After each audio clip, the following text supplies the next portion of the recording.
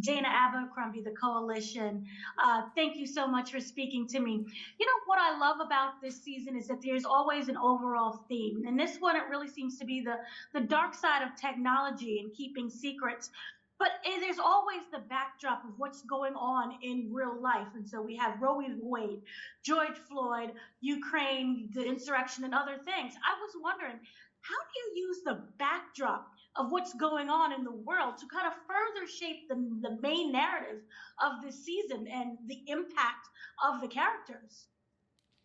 Well, first of all, you're the best viewer we've ever had. You literally just nailed every storyline. Thank you. Thank you. Thank you. And so quickly and succinctly. I mean, I will say, I think we're always thinking about the show as a thoughtful reflection of the world we're living in. And I think Carrie Erin, when she started sort of blazing these trails in seasons 1 and 2, really set the tone that our show would be incredibly thoughtful, incredibly dramatic, that we would do things and go to places that no one was going in terms of how we were telling our stories. And I think Charlotte Stout and our amazing team, including Mimi Leader, who directed many of our episodes, you know, they really came in and they said, we're going to take that envelope and we're going to push it even further this season. And I think what we're doing is we're dealing with all of the different things that you mentioned, but also in a really thoughtful way, examining what is the truth. What is the truth for Bradley? What is the truth for Alex? What is the truth for Corey? Are these people telling themselves the truth?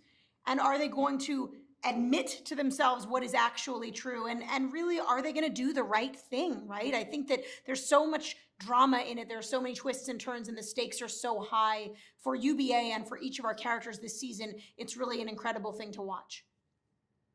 So Alex really kind of comes into her own and she steps into her power this season. And so I was wondering, you know, other people cannot deny it anymore. And so with that, you know, the industry is very quid pro quo. Can you talk about how her morals or her moral, how her morals will be tested this season? Yeah, well, Alex starts the season kind of on top of the world, as does Bradley, which, you know, they've both added from going from the morning show. There's an evening news component now with Bradley. The scope of the show is opened. Alex has a new nighttime show. She's on the morning show. So she's really, you know, taking the world by storm, but in the first episode realizes she's actually a pawn in a chess game that Corey is playing. And she does something really bold and shocking as a result of that. And that kind of sets her in motion to really being forced into the mirror of, like, you know, who am I going to be in the world? What kind of choices am I going to make? What are my core values? I want to save UBA, but at what cost? And I think all the characters really are put through the washing machine this season of, like, what is your moral center? What are you made of? And I think that's a big episode. That's a big theme for the whole show this year.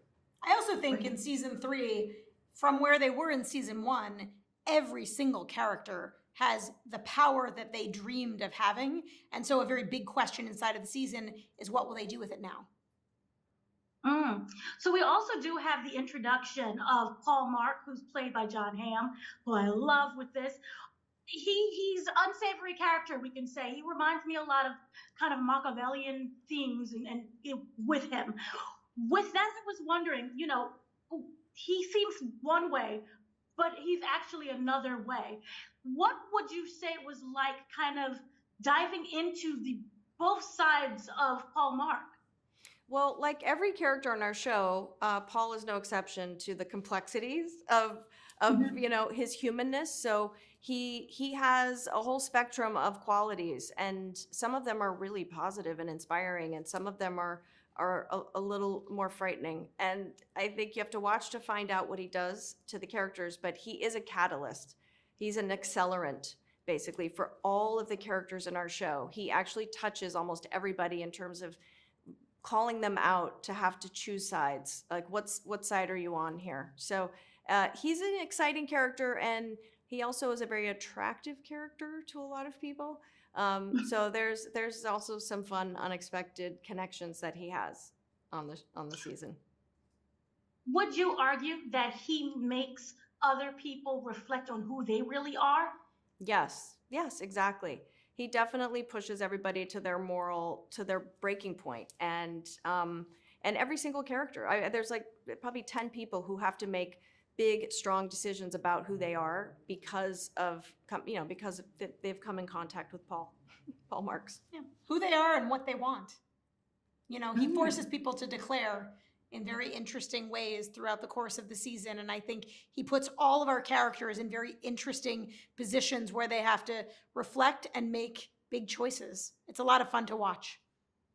Right. I want to talk about the growth of UBA as a whole. We're kind of seeing kind of the decline, you could say.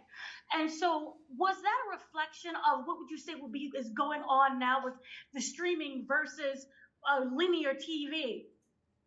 I mean, I think there are lots of big questions being asked in media right now. So in the way that this show always tries to sort of hold up a mirror to what is going on in the world, I do think we're trying to reflect back a lot of the questions that are being asked and the conversations that are being had and all of the different things that people are grappling with in a way that will be really interesting for audiences and thought-provoking and, conversation inspiring. I think we're always trying to inspire conversation with this show. And so I think this season is no exception. And then kind of lastly, my question is, there's always the themes, like I said before, in the background.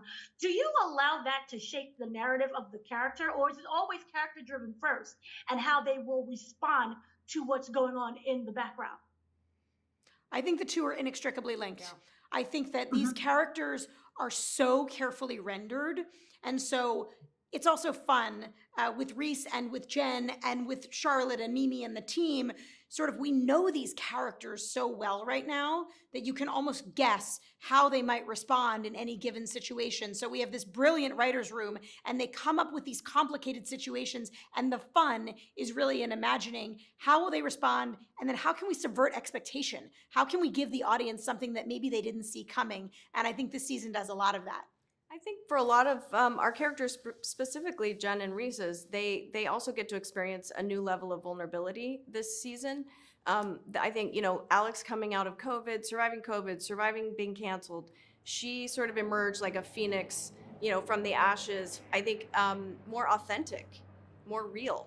And so this season you get to see a less curated version of Alex, which I, as a fan of the show, I mean, we make the show, but we're also fans of the show. I love watching them. And, you get to see her try, explore new parts of herself this season. And the same for Reese with Bradley.